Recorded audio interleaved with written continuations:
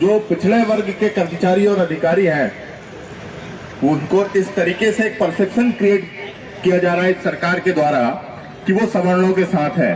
मैं आपको बताना चाहता हूं कि मैं खुद पिछड़े वर्ग का एक अधिकारी हूं और मैं आज जिस मंच पे बैठा हूं वो अजाक्स का मंच है और सरकार अब कान खोल कर सुन ले कि जो पिछड़े वर्ग का जो अधिकारी और कर्मचारी है वो अजाक्स के साथ है।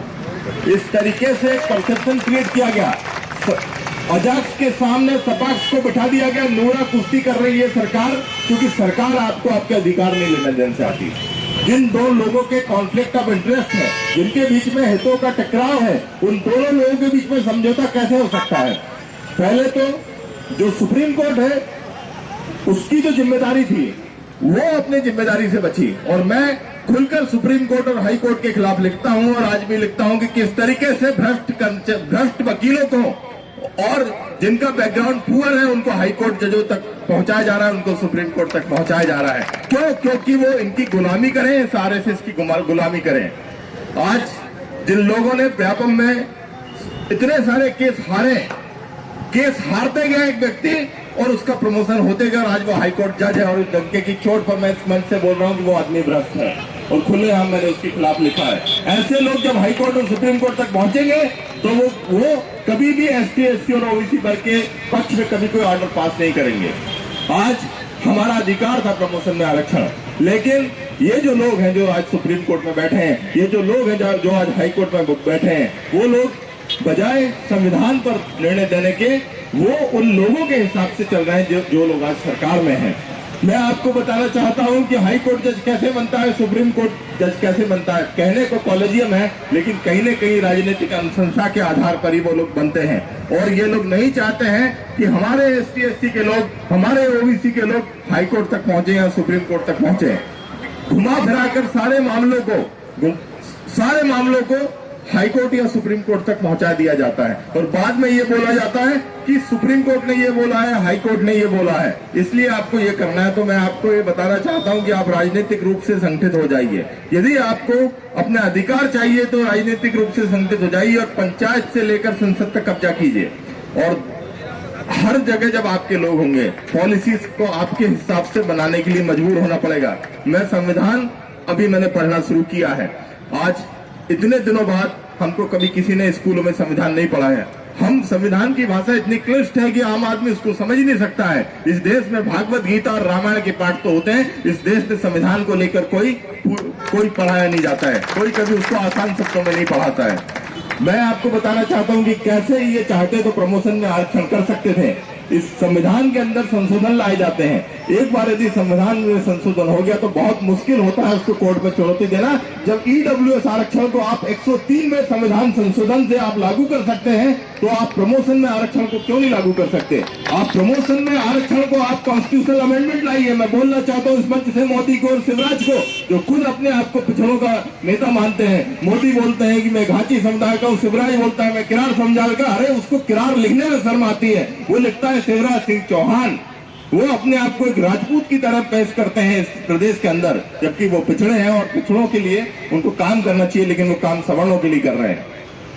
यदि वो सही में पिछड़ों के नेता होते तो आज 8 लाख ओबीसी युवाओं की छात्रवृत्ति नहीं रुकती। आज एसटी, एससी के हम जो युवा हैं उनके 1,03,000 बैकलॉग के पद खाली नहीं रहते।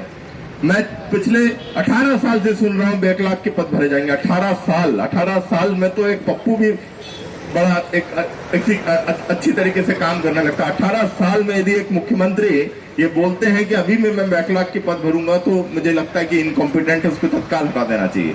और हम लोगों को राजनीति में जाना चाहिए और हर उस जगह जाना चाहिए, चाहे ब्यूरोक्रेसी हो, चाहे मीडिया हो, हर जगह हमारे लोगों को कब्जा। IIMC Indian institute of mass communication में आरक्षण नहीं है, आप लोग मांग करिए कि वहां आरक्षण हो। नेशनल लॉ यूनिवर्सिटी में ओबीसी के लोगों को आरक्षण के लिए डीएमके के स्टालिन ने याचिका लगाई। बहुत जल्द हम NLU में भी होंगे। जब हम नेशनल लॉ यूनिवर्सिटी और IIMC जैसे संस्थानों में कब्जा करेंगे, जब हम IIT और एम्स जैसे संस्थानों में कब्जा करेंगे, तब जाके हम बड़ी पोजीशन पर पहुंचेंगे। और हम लोगों को कॉन्स्टिट्यूशन का अच्छा खासा एक नॉलेज होना चाहिए, कॉन्स्टिट्यूशन हमको पढ़ना चाहिए और संविधान में जब हम आस्था रखेंगे, संवैधानिक तरीके से जब हम चलेंगे। लोग बोलते हैं कि बड़े बड़े वकील हमारे समुदाय से क्यों नहीं है, हम उस चीज का गहन अध्ययन कर रहे हैं कि किस तरीके से बड़े वकील बनाए जाते हैं, किस तरीके से सीनियर एडवोकेट बनाए जाते हैं। सुप्रीम कोर्ट में भी पोर्ते जी बात कर रहे थे, सीनियर एडवोकेट 3 लाख रुपया फीस लेते हैं। सुप्रीम कोर्ट में 200 से ज्यादा सीनियर एडवोकेट है, 5 भी SC ST के नहीं है। जब आपका सीनियर एडवोकेट ही नहीं बनाया जाएगा तो वो भविष्य में सुप्रीम कोर्ट जज कैसे बनेगा? जब हाई कोर्ट में यदि आप जाएंगे, एडवोकेट जनरल ऑफिस है, महाधिवक्ता कार्यालय शासन के अधीन आता है, वहां पर ST SC का कोई वकील ही नहीं है। पूरे AG ऑफिस में, ग्वालियर में नहीं है, जबलपुर में नहीं है और इंदौर में भी नहीं है। जब जाकर अभी हमने खूब ज्यादा मांग उठाई, 2-3 OBC के लोगों को छोटा मोटा डिप्टी गवर्नमेंट एडवोकेट टाइप बना दिया गया। आज भी जो बड़े पद है, एडिशनल एडवोकेट जनरल, डिप्टी है जी, सब सवर्णों के हाथ में।